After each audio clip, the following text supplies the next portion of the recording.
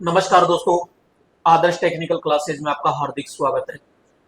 Drawing का batch चल रहा है और ड्राइंग के बैच में एक नया बैच लेकर आ चुके हैं आपके सामने। क्लास नंबर आपकी 12 और चैप्टर रहेगा ज्यामितीय रचनाएं। सीधी सीधी भाषा में बोले तो एक प्रकार का ये मैथ का चैप्टर है और भाई इस चैप्टर को बहुत अच्छे से आप भली भांति इसको जानते हो, क्योंकि इसमें सारा खेल ही पूरा का पूरा मैथ का है।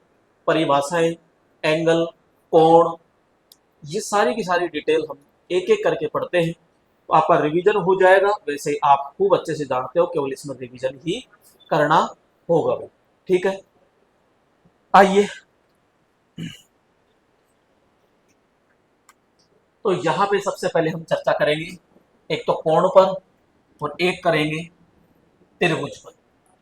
तो यहाँ पे ठीक है, तो ज्यामितीय चित्र और औद्योगिक अनुप्रयोग के तहत हम चलते हैं। सबसे पहले लेते हैं कोण। कोण का मतलब एंगल, यानी इसमें एक आधार रेखाएं होगी और एक होगी अलग दूसरी रेखा। अब उस आधार रेखा से कितनी ऊपर उठी हुई है, उसके बीच में कितना गैप है, यानी कि जैसे मैंने कहा कि ये आधार रेखा है और इसके ऊपर ये है। अब जरूरी है यही हो, इसमें कितना झुकाव है, यानी दो रेखाओं के बीच में झुकाव जो होता है, उस झुकाव को ही हम क्या कहेंगे, एंगल यानी कोण नाम देते हैं। अब ये कोण के आधार पर ही विभिन्न प्रकार के अलग अलग होंगे। तो हमने कहा कि दो रेखाओं के परस्पर मिलने से उनके बीच बने झुकाव, झुकाव को ही बोलो क्या कहेंगे, कोण कहेंगे। कितनी रेखाओं के मध्य, दो रेखाओं के मध्य परस्पर मिलने से जो झुकाव बढ़ता है बीच में, उस झुकाव को क्या कहेंगे, कोण कहते हैं। अब यहां पे पहला आता है हमारा समकोण। समकोण यानी कि एक तो आधार रेखाएं हो गई और एक ही है, तो हम कहेंगे वह एंगल जिस पर कितना डिग्री का मान हो, 90 डिग्री होता है, उसको हम क्या कहते हैं, समकोण कहते हैं। जिस कोण का माप ठीक कितना हो, 90 डिग्री हो, जब दो रेखाएं परस्पर लंबवत, और लंबवत शब्द ही किसको रिपर यानी किसको करेगा, 90 डिग्री को। 90 डिग्री कह दो चाहे लंबवत कह दो, लंबवत यानी परपेंडिकुलर हो, तो उनके मध्य बने कोण को समकोण कहते हैं। ध्यान रखना, हम जानते हैं किसी भी क्षैतिज रेखा पर ढाला गया लंब कितने डिग्री पे तैयार होगा, लेकिन वो लंबवत शब्द नहीं बोलेगा, पर परपेंडिकुलर शब्द बोलेगा और इस जगह हम फंस जाएंगे। इसलिए हिंदी और इंग्लिश दोनों शब्द आपको याद होने चाहिए। नेक्स्ट आते हैं भाई साहब, एक साथ दो लेते हैं। एक होता है न्यून कोण और एक होता है यहाँ पे अधिक कोण। अब ये न्यून कोण और अधिक कोण क्या है, हमने कहा कि साहब ये लीजिए, यहाँ पे अगर हम बात करते हैं दोनों के बीच में, तो यहाँ पे कितना कितना हो गया, 90 90 हो गया। इसका मतलब ये पूरी की पूरी क्या कहलाएगी, 180 डिग्री, 180 डिग्री। अब इस रेखा को क्या कीजिए, इस 90 से कम कर दीजिए, चाहे वो 1 डिग्री ही कम हो, चाहे 1 डिग्री ही कम हो, तो हम सीधा सीधा कहेंगे, यानी 90 डिग्री से कम मान के जो भी कोण होते हैं उसी को बोलो हम क्या कहेंगे, न्यून कोण कहते हैं। यानी कि ये हमारा आधार हो गया और यहाँ पे अब ये कितना, 90 डिग्री तो ये है, ये तो इसके बीच में कितना भी एंगल आए, वो सारे एंगल सारे कोण जो होंगे वो बोलो क्या कहलाएंगे, न्यून कोण होते हैं सारे के सारे।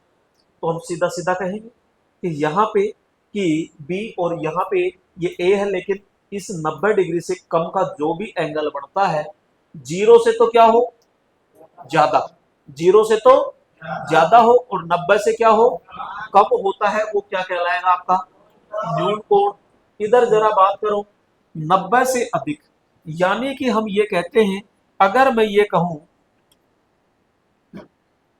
यहां पे अगर हम ये कहते हैं कि भाई साहब बात ऐसी थी, ये तो 90, ये 90 से कम और इस रेखा को अगर मैं धीरे धीरे बढ़ाता हुआ 90 और 90 से ज्यादा ले जाऊं, यानी कि ऐसा एंगल जो हमेशा 90 से क्या हो, ज्यादा हो, यानी 90 से तो ज्यादा हो और 180 से, तो यहां पे हम कहेंगे 90 डिग्री से अगर ज्यादा होता है तो 90 डिग्री से ज्यादा कोण क्या कहलाएगा, तो 90 से अधिक परंतु 180 डिग्री से क्या हो, कम होता है तो वो क्या कहलाएगा, अधिक कोण कहलाता है। तो सीधा सा हम कहेंगे कि ये हमारा सेंटर हो गया और ये हमारा आधार यानी ए बिंदु हो गया। यहाँ पे हम कहेंगे कि ये हमारी सेंटर रेखा यानी 90 की हो गई, लेकिन यहाँ पे अब ये जो मान होगा ये कितना भी हो सकता है, ये बी पॉइंट, तो इसको हम कहेंगे भाई यहाँ पे, तो 90 से अधिक यानी कि ये जो नीली रेखाएं दिखाई दे रही है वो 90 से ज्यादा होनी चाहिए। अगर यहाँ पे 90 से कम है तो 90 से कम होता है तो फिर वो क्या कहलाएगा, न्यून कोण। तो मेरे ख्याल से परिभाषा आपके समझ में आ गई होगी। एक आता है बिल्कुल आपके, नाम ही क्या है इसका, सरल। सरल का मतलब बिल्कुल एकदम सीधी रेखा, तो हम कहेंगे पूरा का पूरा जो कोण है वो कितना, 180। तो यहाँ पे मैं बनाता हूं ये कितना, यहाँ पे इधर ये ए बिंदु है, क्योंकि कोण बढ़ाते समय एक चीज तो ये ध्यान रखना आप किधर से स्टार्ट कर रहे हो। जैसे सपोज करो मैंने ये लिखा ही नहीं, तो इस जगह जवाब नहीं दे सकते आप ये न्यून कोण है कि अधिक कोण है, क्योंकि ये भी तो हो सकता है। तो 90 से ज्यादा हो गया, इसलिए सेंटर बिंदु और यहाँ पे पहले स्टार्ट करो कि आप किसके मध्य ले रहे हो। तो अब ये तो हो गया न्यून कोण और ये हो गया अधिक कोण, इधर से लेते हैं तो ठीक है। तो यहाँ पे बिल्कुल पूरी सीधी लाइन होती है, यानी 180 डिग्री के कोण को हम क्या कहते हैं भाई, सरल कोण। तो अधिक कोण को इतना होगा 180 से तो कम, और 90 से उसे क्या कहोगे, और 90 वाले को 90 से कम को और 180 को, बस इस तरह याद रखना। एक आता है यहाँ पे, एक चीज ध्यान रखना, ठीक 180 डिग्री के कोण को सरल कोण और इसे ही ऋजु कोण के नाम से जाना जाता है, ऋजु कोण। दूसरा यहाँ पे हम ये कहते हैं वृहत कोण। वृहत का मतलब हो गया, वृहत यानी बहुत बड़ा। तो भाई 180 तक तो पढ़ लिया, अब सीधा सा है कि 180 के बाद कूद जाओ। तो यहाँ पे 180 से अधिक परंतु 360 से कम वाले कोण को हम क्या कहते हैं, वृहत कोण कहते हैं। यहाँ पे ये हमारा सेंटर बिंदु और ये हमारा ए पॉइंट, अगर यहाँ है तो कितना कोण बना, न्यून कोण। ये क्या कहलाएगा, ये क्या कहलाएगा, ये क्या कहलाएगा। अब एक काम करो, तो यहाँ पे ये तो था ही और ये, यानी कि ये पूरा, क्योंकि 180 से ज्यादा कूद गए, तो 180 से अगर ज्यादा कूद जाते हो तो उसे हम क्या कहते हैं, वृहत कोण के नाम से जाना जाता, बाह्य कोण आप कह सकते हो। ठीक है, यहाँ पे वृहत कोण या फिर बाह्य कोण के नाम से आप पहचान सकते हो। नेक्स्ट आता है यहाँ पे संपूर्ण कोण या पूर्ण कोण। सरल कोण अलग, संपूर्ण कह दो या पूर्ण कह दो। यहाँ पे देखते हो एक मशीन का सा डायग्राम दिखा दिया, यानी कि पूरा जो है चारों तरफ का वही क्या है, संपूर्ण। तो आपसे पूछ रहे मशीन का यांत्रिक कोण कितना होता है, तो 360 डिग्री, क्यों, चारों तरफ घूमता है वो। तो यहाँ पे 360 डिग्री के कोण को संपूर्ण या पूर्ण कोण कहते हैं। तो एक बिंदु द्वारा बनाया गया पूरा चक्र ही क्या कहलाता है, पूर्ण कोण कहलाता है। यानी एक बिंदु और इस बिंदु के चारों ओर जो बना दिया वही क्या कहलाएगा भाई। तो पहला आ गया आपका न्यून, न्यून के बाद में आया समकोण, समकोण के बाद में आया अधिक कोण, उसके बाद आया सरल कोण और उसके बाद आया बृहत कोण, फिर आया, आ गए पूरे। सबके बारे में जानकारी होनी चाहिए। एक छोटी सी रेखा और इस रेखा के अंदर पूरा का पूरा हमने समावेश आपके लिए दे दिया है। ये 0 डिग्री, तो 0 डिग्री से धीरे धीरे हम ऊपर जा रहे हैं। तो भैया 90 से पहले वाले को हम क्या कहेंगे, न्यून कोण, और फिक्स 90 वाले को क्या कह देंगे। फिर 90 से जाते हैं धीरे धीरे, तो वो क्या कहलाएगा, और फिक्स 180 डिग्री को सरल कोण, फिर धीरे धीरे जाते हैं आगे बृहत कोण, और फिक्स 360 को क्या कह देंगे। ये लो साहब, एक रेखा के अंदर पूरे सारे के सारे कोण आ गए। तो यहाँ पे 3 और 3 कितने हो गए, सॉरी, यहाँ पे 3 और 3 6 कोण आ जाते, हो गया याद आराम से। तो सीधा सा आराम से याद हो गया, समझ में भी आया। तो ये तो क्या नहीं आया फिर, ये आया है समझ में। रुचि लेके पढ़ोगे तो सब समझ में आएगा, नहीं तो छोटी से छोटी चीज भी समझ में नहीं आएगी जब आप रुचि ही नहीं लोगे। सारी चीज होती है हमेशा रुचि। अब यहाँ पे देखो कुछ इंपोर्टेंट, यानी लंबवत, परपेंडिकुलर। जब दो रेखाएं परस्पर लंबवत होती है तो उसे क्या कहते हैं। अब यानी कि वो क्या कहेगा, ये का ये प्रश्न बना देगा कि यानी परस्पर होती है तो कौन सा कोण कहलाएगा। तो ऑप्शन में आएगा सीधी रेखा, यानी स्ट्रेट लाइन, एक सीधी रेखा का कोण होता है वो हमेशा कितना होता है, 180 डिग्री। पूर्ण चक्र की बात करें, एक बिंदु के चारों ओर बने सभी कोण का योग हमेशा कितना होता है, 360। वृहत कोण ये हमेशा 180 से क्या होता है, बड़ा, और 360 से छोटा होता है। तो 360 वाला क्या होता है, पूर्ण कोण होता। क्लियर।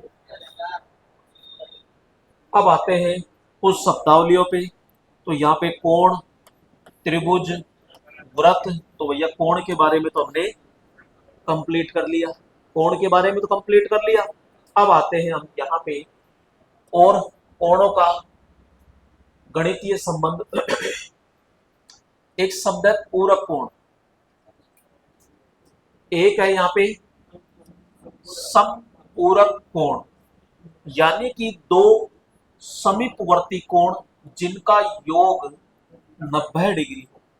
यानी कि हमने ये कहा कि भाई साहब एक एंगल तो ये बन गया यहाँ पे, ये कोण, और यहाँ पे एक एंगल ये बन गया ये। तो इन दोनों को अगर मैं जोड़ता हूं तो पूरा होता है ये। यानी कि अब ये छोटे बड़े कैसे भी हो सकते हैं, यानी एक ले लिया ये मान लीजिए 30 डिग्री, और एक ले लिया हमने 60 डिग्री। तो ये तो दोनों के योग से बना कोण, दो कोणों के योग से बना 90 डिग्री का कोण ही क्या कहलाएगा, यहाँ पे समपूरक कोण कहलाएगा, यानी कि सॉरी पूरक कोण। तो यहाँ पे हम ये कहेंगे सीधा सीधा, भाई पूरक कोण में कितने कोण आएंगे, दो। अब वो दोनों का मान कोई फिक्स नहीं है, बस ये दोनों का योग 90 हो, दोनों का योग क्या होना चाहिए, 90। ये 30, ये 60, ये 10, ये 80, 45, 45, कैसे भी योग, लेकिन दोनों के योग कितना आना चाहिए, 90 हो, तो उसे हम क्या कहते हैं, पूरक कोण। इधर हम बात करते हैं समपूरक। समपूरक एक सरल रेखा के दो तरफ बने समीपवर्ती कोण जिनका योग कितना हो, 180 डिग्री। नॉर्मल हमने कहा कि भाई साहब बात ऐसी है, देखो यहां पे अगर ए बिंदु यहां लेते हैं और 0 यहां है, तो मैं इसका मतलब इधर से जाऊं।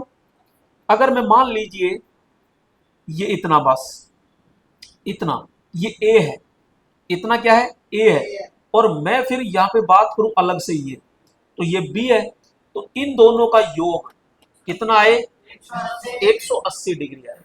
अगर दो का योग 90 आए तो पूरक, और दो का योग कितना आए, 180 आए, तो उसे क्या कहेंगे हम, समपूरक कहते हैं। तो यहाँ पे अल्फा और बीटा का योग आए तो 180, और अल्फा और बीटा का योग 90 आए तो उसे पूरक कोण कहते। 6 कोण तो वो थे, 2 योग। यहां पे और हम पढ़ते हैं आसन्न कोण। आसन्न कोण में शीर्ष बिंदु एक ही हो, दूसरा है एक भुजा उभयनिष्ठ हो, नेक्स्ट है अन्य भुजाएं उभयनिष्ठ भुजा के एक ही तरफ ना हो। यानी कि ये तो फिक्स आधार हो गया। दूसरी चीज ये कह रहा है कि अगर ये है तो दूसरी भुजा भी इधर नहीं होनी चाहिए। भाई ये सेंटर लाइन हो गई ना, ये 90 डिग्री की हो गई, तो एक इधर होना चाहिए, ये कहना चाह रहा है। तो यहाँ पे आसन कोण किसे कहेंगे कि एक शीर्ष बिंदु हो, ठीक है, ये शीर्ष बिंदु यहाँ पे हो गया। दूसरा कह रहा है एक भुजा उभयनिष्ठ हो यानी कॉमन हो, तो ये हमारी कॉमन हो गई यहाँ पे।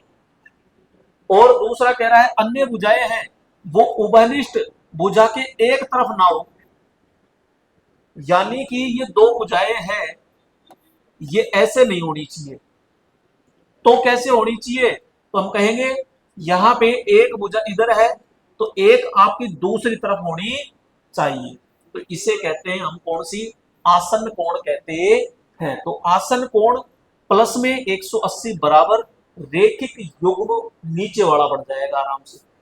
कैसे, रेखिक युग्म कोण, यहां पे हमने ये कहा कि भाई साहब अगर इतना लिया फिर ये बनाया और फिर ये बनाया तो ये तो ऊपर वाला है आपका, लेकिन हमने कहा कि इसमें क्या जोड़ दो 180, तो यहां पे 180। यदि दो आसन्न कोणों का योग कितना हो जाए, देखो कैसे, ये तो आपका सेंटर बिंदु, ये आपकी कॉमन रेखा, एक आपका ये हो गया और एक आपका ये हो गया, इसे कहते हैं हम कौन सा, तो इसे कहते हैं आसन। आप एक और बनाओ, हम कहते हैं अब की बार इधर से स्टार्ट करते हैं कि एक तो ये हो गया और एक ये हो गया, अब इन दोनों को मर्ज कर दो। हम क्या करते हैं, इसको उठा के यहां लेके जाएंगे, तो एक रेखा भाई कहां आएगी, देखो ध्यान से देखो, ये रेखा जो है ये तो ये आ गई, ये वाली है वो ये आ गई, और ये वाली है वो ये आ गई, तो टोटल कितना बन गया ये 180। तो यही तो कह रहा है कि दो आसन्न कोणों का योग कितना हो जाए, 180 डिग्री हो जाए। ठीक है, नेक्स्ट अब आते हैं हम बहुभुज का आधार, यानी कि दोस्तों यहां पे हम त्रिभुज की बात करते हैं। और ये लीजिएगा त्रिभुज, वैसे सब जानते हो, तो तीन रेखाओं से घिरी आकृति। त्रिभुज विभिन्न प्रकार के आए, बस हम केवल ये कह रहे हैं नाम त्रिभुज यानी तीन भुजाएं। तीन भुजाएं साहब बराबर होनी चाहिए, छोटी बड़ी, कैसी भी हो, कैसी भी हो, बस तीन भुजा के अलावा चौथी नहीं होनी चाहिए। तो तीन भुजाओं से जो भी बन गया वही क्या कहलाएगा, आपका त्रिभुज कहलाएगा। अब यहां पे हम कहते हैं कि त्रिभुज के अंदर की तरफ चलते हैं, तो भाई अंदर की अगर कोण की बात करें तो यहां पे तो दो त्रिभुज के दो भुजाओं का मध्य कोण पूछे तो 60 डिग्री, क्योंकि दो भुजा हो गई है। लेकिन अंतः कोण पूछे यहां पे टोटल तो 160 डिग्री, 60 डिग्री 60 डिग्री 60 डिग्री कितना हो जाएगा 180 डिग्री। तो यहां पे सभी त्रिभुज के तीनों कोणों का योग, इसने क्या शब्द बोला, सभी, लेकिन दो भुजा के मध्य पूछ ले तो अरे 120 कैसे हो जाएगा, दो भुजा के मध्य 60 तो आएगा, दो कोणों का योग पूछे तो 120 करो ना, दो भुजा के मध्य, ये बस ये गैप किसका है, लैंग्वेज का। दो कोणों का योग पूछे तो 120 कहना, और दो भुजा के मध्य पूछे तो 60, और तीनों का योग पूछे तो 180 ठोकना है आपको। नेक्स्ट है समकोण शब्द, और एक है समकोण त्रिभुज। तो समकोण का मतलब तो क्या हो गया था 90 डिग्री, इसका मतलब है 90 डिग्री तो आएगा ही आएगा इसमें। यहां पे जब समकोण नाम दे दिया इसका मतलब 90 तो आएगा ही आएगा। और ये कह रहा है त्रिभुज कि साहब 90 भी हो और तीन भुजाएं भी हो। ठीक है साहब, यहां पे हमने एक भुजा ले ली और ये दूसरी भुजा ले ली, और ये एंगल 100% कितना है 90। साहब त्रिभुज बनाओ तो कहते एक और ले लो, ये तो ये त्रिभुज हो गया। तो ऐसा त्रिभुज जिसमें एक कोण का मान फिक्स हो, कितना 90, वो आपका क्या कहलाएगा यहाँ पे समकोण त्रिभुज कहलाएगा। अब इसमें साहब इनके मान क्या हो हमको कोई लेना देना नहीं है, लेकिन ये 90 है और ये ए और ये बी, 90 प्लस बी बराबर कितना होना चाहिए, तो ये चीज ध्यान रखना। इनका मान आप कितना भी ले सकते हो, लेकिन तीनों को जोड़ो जब 180 होना चाहिए, इससे ज्यादा नहीं होना चाहिए और कम भी नहीं होना चाहिए। तो अब इसका मतलब साहब 90 ले लिया तो 90 और बचा। अब 90 के दो टुकड़े करके कैसे भी सेट कर लो, जरूरी नहीं है 45 45 हो, कम ज्यादा भी करो कोई दिक्कत नहीं है, लेकिन एक क्या होना चाहिए 90 हो। फिर जब आप ये 90 करते हो तो फिक्स एंगल आएगा यहाँ 45 45, क्योंकि अगर जैसे इसको 30 और इसको 60 करते हो तो फिर यहां पे दिक्कत आ जाती है, क्योंकि सेट स्क्वायर में पढ़ा था आपने कि ये तो ये 90 यहां पे और यहां पे ये 45 45 एक 30 60 90, तो यहां पे तो कितना हो गया 180, कितना हो गया, तो यहां पे 45 45 भी हो सकता है और 30 60 भी हो सकता है। ठीक है, अब हम बात करते हैं यहां पे सबसे पहले केंद्रक, यानी कि यहां पे एक दिखाने में तो वृत्त दिखाया गया है, लेकिन एक एक बिंदु को पढ़ो पहले। तो सबसे पहले केंद्रक वह स्थिर बिंदु जिसके चारों ओर गति होती है।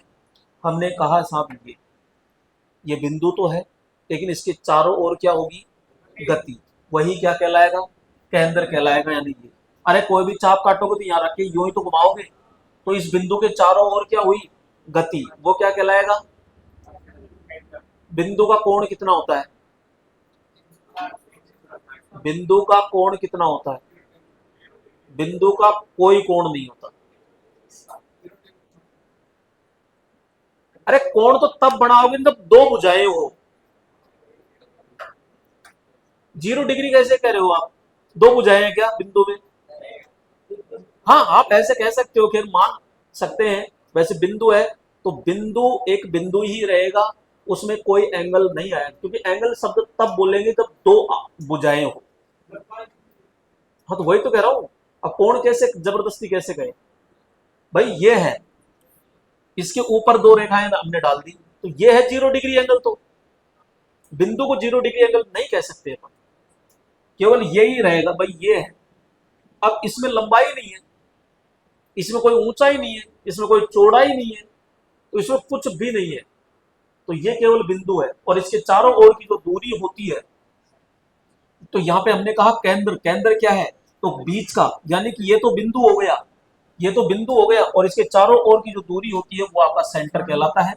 वृत्त किसे कहते हैं, यहाँ पे वृत्त क्या होगा, तो वृत्त है कि एक गतिशील बिंदु जो एक स्थिर बिंदु से सदैव समान दूरी पर रहता है और वृत्त की रचना करता है। मतलब एक बिंदु तो ये ले लिया और एक बिंदु सपोज कीजिए मैंने ये ले लिया, एक को तो मैंने स्थिर रख दिया और एक को मैंने गतिशील कर दिया, लेकिन इनके बीच में समान दूरी होनी चाहिए। इसने क्या कहा, समान दूरी पर रहता है, तो भैया इसको यो फिक्स कर दिया और यो फिक्स करके और मैंने बराबर बराबर यूं चलाया, तो बराबर चलाऊंगा चारों ओर क्या बनेगा, ये बन जाएगा इस तरह यो यो, तो एक क्या बन गया ये वृत्त, तो बस ये वृत्त ही कहलाता है सर्कल। और सर्कल का मान कितना होता है 360 डिग्री होता है। नेक्स्ट आते हैं, यहाँ पे एक होता है, यानी कि यहाँ पे हम कहेंगे 90 डिग्री और एक होता है आपके 180 डिग्री। तो पूरा कोण की बात करें तो अल्फा प्लस बीटा बराबर 90, और इधर अल्फा प्लस बीटा बराबर कितना आ जाए, तो 180 डिग्री आ जाए तो संपूरक, और 180 आ जाए तो ओनली पूरक, सॉरी 90 डिग्री। और यहाँ पे समकोण त्रिभुज, समकोण त्रिभुज में एक कोण अनिवार्य रूप से कितना होना चाहिए, 90 होना चाहिए, आधार और लंब का मिलान हो। दूसरा हम कहते हैं रेखिक युग्म की बात करें तो यहां आसन कोणों का योग 180 डिग्री होना चाहिए। त्रिभुज का नियम, तीनों आंतरिक कोणों का कुल योग हमेशा कितना होता है? कौन सा कोण? आंतरिक कोण। आंतरिक कोण कितना होना चाहिए? यहां पे 180 डिग्री होना चाहिए। तो बाह्य कोण कितना है भाई? यहां पे आपसे सीधा सा ये कह रहा है, ये इस प्रकार से, तो ये अंदर का कोण, तो डायरेक्ट बाह्य कोण नहीं पूछ सकते क्योंकि उसके लिए एक आधार रेखा ही होती है। नेक्स्ट, अब यहाँ पे कुछ शब्दावलियां हम ड्रॉ करेंगे। यहाँ पे इसकी व्रत की शब्दावलियां, क्योंकि व्रत के अंदर बहुत सारी शब्दावलियां हम देखेंगे। आइए एक एक चर्चा करते हैं। सबसे पहले हम बात करेंगे त्रिज्या। तो ये डैश डैश जो खींचा गया है, ये तो क्या है? व्रत। तो भैया त्रिज्या क्या होती है? तो हम कहते हैं भाई, एक तो ये हो गया केंद्रक, तो केंद्र भी हमने पढ़ लिया, और एक ये हो गई हमारी यहाँ से व्रत। तो यहाँ पे हम कहेंगे केंद्र से और परिधि तक, ये इसको परिधि कहते हैं। तो केंद्र से परिधि तक की जो दूरी होती है, ये दूरी, यही क्या कहलाएंगे? आपकी त्रिज्या कहलाती है, जिसको छोटे आर के द्वारा हम रिप्रेजेंट करते हैं। चाहे वो आप कहीं भी खींचो यहाँ पे, तो हम कहेंगे वृत्त के केंद्र से उसकी परिधि पर स्थित चल बिंदु की दूरी। अब वो चल बिंदु कह दो, चाहे ये कह दो, तो बिंदु से और परिधि तक की जो दूरी होती है उसे क्या कहते हैं? त्रिज्या कहते हैं। अब आती है परिधि।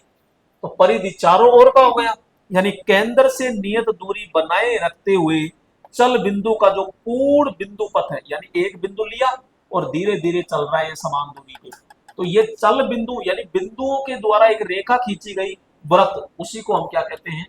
परिधि के नाम से जाना जाता है। तो एक शब्द हो गया त्रिज्या, एक हो गया परिधि। तो परिधि क्या है?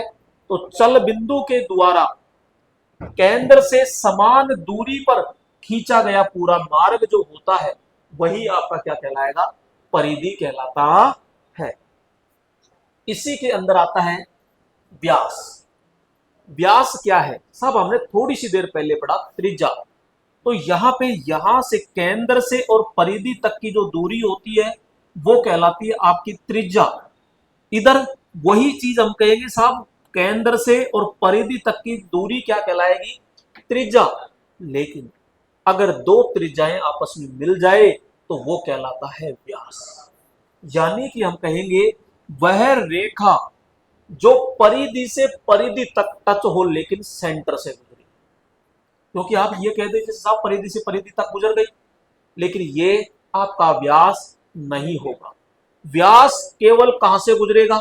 केंद्रक से गुजरेगा। उसी को हम क्या कहेंगे? यहाँ पे ये पूरा का पूरा क्या कहलाएगा? व्यास कहलाता है। तो वृत्त के केंद्र से होकर गुजरने वाली सरल रेखा जो उसकी परिधि को दो बिंदुओं पर स्पर्श करे, तो भाई एक स्पर्श बिंदु ये हो गया और एक स्पर्श बिंदु ये हो गया। तो यानी कि हमने कहा कि साहब ये गोला है, ये सेंटर है। अब वो चाहे कितने भी खींच दो आप, आपसे पूछे कि यहाँ पे व्यास की संख्याएं कितनी हो सकती है, तो हम कह सकते हैं साहब अनंत हो सकती है। व्यास की अधिकतम संख्या कितनी? अनंत। क्योंकि केंद्र से कितनी भी खींच दो, सारे व्यास ही व्यास होंगे, लेकिन केंद्र से हो यहां पे। तो व्यास की जो लंबाई होगी वो त्रिज्या की लंबाई से कितनी होती है? दुगुनी। यानी D4 डायमीटर, R4 त्रिज्या। वैसे छोटा आर आता है, ये चीज ध्यान रखना ना। ये क्लियर? तो यहां पे सीधा सीधा या हमारा क्या हो जाएगा? व्यास होगा। नेक्स्ट आती है जीवा। अब ये जीवा क्या है? तो हम सीधा ये कहेंगे कि यहां से यहां तक ये जो रेखा है, ये व्यास या जीवा। हम कहेंगे साहब पहली चीज तो ये है कि जो भी जीवा होगी वो दो जगह परिधि को तो स्पर्श करेगी, लेकिन केंद्र से नहीं गुजरेगी। और गलती से केंद्र से गुजर गई तो वो जीवा नहीं, वो व्यास होगा। इसका मतलब यहां से यहां तक तो गुजर रहा है, तो ये जीवा नहीं है। तो फिर हम आते हैं इधर, तो हम ये कहेंगे कि भाई परिधि, दो जगह परिधि पर टच हो गई और ये हमारा सेंटर बिंदु, तो सेंटर से तो नहीं गुजर रही, तो ये है हमारी जीवा। सब और हो सकती है क्या? खींचो आपके जितनी हो सके, ये खींचो, ये खींचो, ये खींचो, कितनी भी खींच सकते हो। यहाँ पे ये सारी की सारी क्या हो जाएगी, ये जीवाएं होती हैं। केंद्र से नहीं होनी चाहिए, और परिधि को कितने जगह मिल जाए, दो जगह स्पर्श करती है, तो वो क्या कहलाएगी, जीवा कहलाती।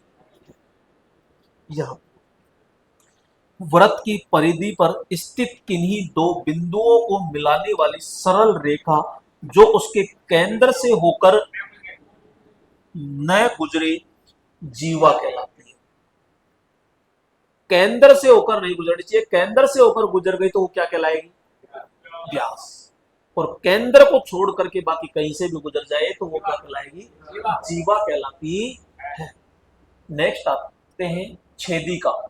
अब छेदिका क्या होता है, तो हमने कहा कि वृत्त को दो खंडों में विभाजित करने वाली एक सरल रेखा जो उसके केंद्र से होकर न गुजरी। देखो, अब छेदिका और जीवा में बहुत छोटा अंतर है, यानी कि ये केंद्र, ये तो केवल ये कह रहा है कि ये, बस ये तो है जीवा, और दोनों में फर्क देखो, ये है सेंटर और इसमें कह रहे हैं ये। कहने का मतलब ये है छेदिका, यानी हमारे जो व्रत है इसको दो भागों में तोड़ दिया, एक छोटा टुकड़ा नीचे और बड़ा टुकड़ा ऊपर, और सेंटर से गुजरी क्या, नहीं। ये क्या है, जीवा। जीवा क्या है, बाहर नहीं निकलती, ये केवल परिधि तक रहती है, जबकि ये आर पार निकल जाती है। तो ये छेदिका और जीवा में ये अंतर रहेगा। क्लियर, क्योंकि ये आर पार निकल जाती है, केंद्र थोड़ा सा ऊपर है, ये नीचे है, ये केंद्र से न गुजरी, ये चीज भी ध्यान रखना। अब आती है यहाँ जीवा और छेदिका में क्या है, तो मैंने अभी आपसे कहा कि परिधि को केवल दो बिंदुओं पर स्पर्श करती है, जबकि ये वृत्त को दो खंडों, खंडों का मतलब विभाजित करना, तो विभाजित करती है, तो आर पार अगर काट दे तो दोनों में ही एक चीज स्पष्ट है, केंद्र से नहीं गुजरेगी, दोनों में ही स्पर्श है, केंद्र से नहीं गुजरेगी। तो जीवा और छेदिका बहुत बारीक अंतर है। नेक्स्ट है यहाँ पे वृत्त की परिधि को केवल एक बिंदु पर स्पर्श करने वाली रेखा बोलो क्या कहलाएगी, स्पर्श रेखा। हम कहते हैं साहब ये क्या है, साहब परिधि है, और ये कह रहा है अगर परिधि को दो जगह स्पर्श कर दे तो वो जीवा, आर पार निकल जाए तो छेदिका, और अगर इस परिधि को स्पर्श कर, यानी एक जगह स्पर्श करके निकल जाए, उसे कहते हैं स्पर्श रेखा। अंदर से तो होगा ही नहीं, बाहर से ही होगा। तो यहां पे जैसे हमने कहा कि ये लेके आए थे यो, और एक जगह, तो इस जगह केवल क्या हुआ, स्पर्श। तो परिधि को केवल एक जगह स्पर्श करे तो उसे हम कौन सी रेखा कहेंगे, स्पर्श रेखा के नाम से जाना जाता है। वृत्त के केंद्र से स्पर्श बिंदु को मिलाने वाली सरल रेखा सदैव स्पर्श रेखा पर लंब होती है। यानी कि ये क्या कह रहा है कि आपने जो स्पर्श रेखा खींची है ना ये, और यहां से अगर मैं केंद्र की बात करूं तो इनमें 100% कितना डिग्री का एंगल बनेगा, कहीं भी हो चाहे। यहां पे हमने कहा ये, तो इधर से, तो ये, अगर कोई स्पर्श रेखा है और वो केंद्र से इसके ऊपर लंब डाला जाए तो ये 100% लंबवत होता है। नेक्स्ट, अब एक के अंदर ही देखो कितनी सारी चीजें हैं। यहां पे ये तो हम ये कहते हैं, सपोज करो ये थोड़ा सा वो बना दिया, थोड़ी देर के लिए मैं ये कहता हूं ये मेरा सेंटर है, ठीक है। सेंटर है तो भैया व्यास किसे कहते हैं, तो एक परिधि से परिधि तक और सेंटर से गुजरे, परिधि से परिधि तक सेंटर से गुजरे तो हम कहेंगे भाई साहब ये तो हो गया व्यास, ठीक है। दूसरा हम कहते हैं जीवा। जीवा का मतलब परिधि से परिधि तक हो लेकिन सेंटर से न गुजरे, तो वो हो गया आपका यहां पे जीवा। दूसरा देखो यहां पे ये एक जगह टच करके जा रही है यूं, तो टच करके जा रही है, इसका मतलब स्पर्श रेखा। दूसरा हम कहते हैं, चलो केंद्र यहां बना दिया क्या, कोई दिक्कत नहीं। तो केंद्र से और ये जो रेखा है ये क्या कहलाएगी, त्रिज्या। और यहां पे केंद्र से थोड़ा सा साइड में है, तो इसको और चाहो तो आप बाहर निकाल दो, देखो ये बाहर निकल गया, तो ये है छेदिका, और ये जीवा आ गया। अब कौन सा बचा है इसमें, स्पर्श रेखा आ गया नीचे, सारी रेखाएं एक ही उसमें आ गया। जब भी तैयारी करो तो इस प्रकार से तैयारी करो जो आपको दिक्कत ही नहीं आए, एक एक पॉइंट टू पॉइंट देखने को मिल जाएगा आपको यहां पे। स्क्रीनशॉट ले लो, फिर वैसे आपके पीडीएफ आपके पास रहती है।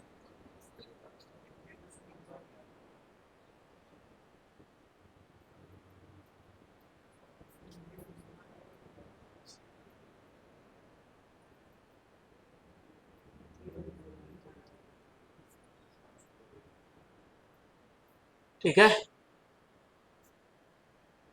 अब यहां पे देखो मेन चीजें क्या है।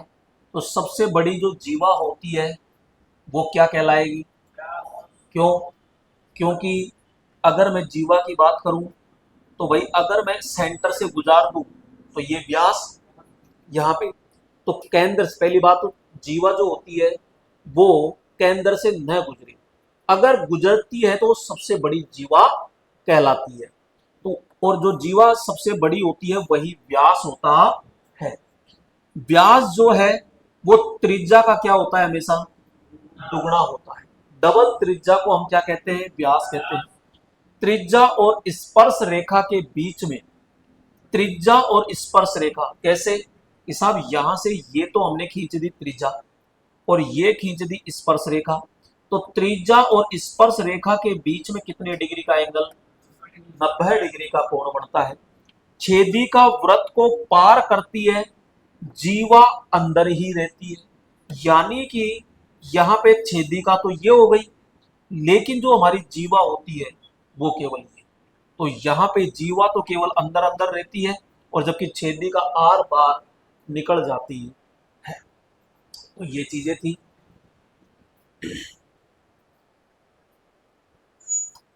आइए अब यहां पे वृत्त की ज्यामितीय और अगर हम देखें तो यहाँ पे वृत्त और रेखाएं, वृत्त और रेखाएं की बात करें तो अभी हमने वैसे ये सारी चीजें पढ़ी, ये आपकी क्या कहलाएगी, जीवा, ये छेदिका हो गई, ये स्पर्श रेखा हो गई, ये पूरा का पूरा ये क्या कहलाएगा, व्यास कहलाता है।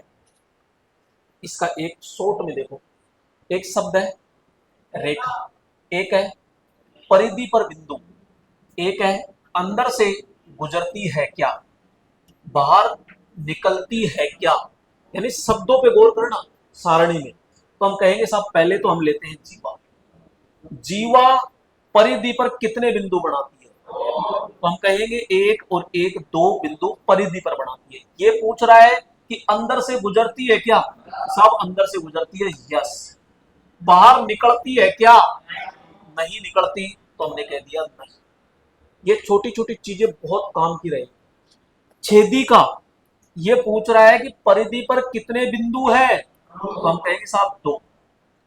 क्या अंदर अंदर रहती है क्या, यानी अंदर से गुजरती है क्या, बिल्कुल अंदर है। क्या बाहर निकलती है क्या, बिल्कुल आर पार निकल जाती है। नेक्स्ट कहते हैं स्पर्श रेखा, इसमें बिंदु की संख्या कितनी, एक। यहां पे ये अंदर से अंदर जाती है क्या, यानी अंदर से गुजरती है क्या, साहब अंदर बिल्कुल है ही नहीं। क्या बाहर से गुजरती है क्या, बिल्कुल बाहर से गुजर जाती है।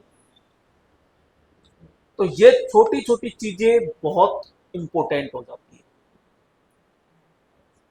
आ गया समझ में, चले आगे। अब ये चाप अर्धवृत्त, ये तो ये और पढ़ोगे या कल पढ़ोगे, कल, ठीक है। तो यहां से इससे आगे का जो मैटर है वो हम कल पढ़ेंगे, ठीक है। तो इसकी एक क्लास और कंप्लीट करेंगे जो कल करेंगे।